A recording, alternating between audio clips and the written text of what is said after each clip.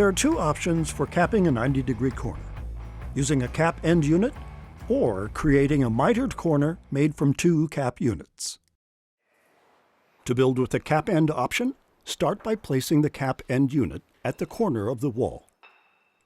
Place cap units along the wall, away from the cap end. Dry fit the caps into place. Mark the cap end and cap unit as shown. Cut the units to remove the face texture as needed, to create a tight bond. Put cut caps into place and finish capping the wall.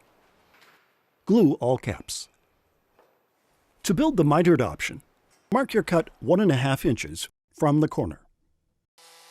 Cut pieces carefully to preserve both sides of the cut.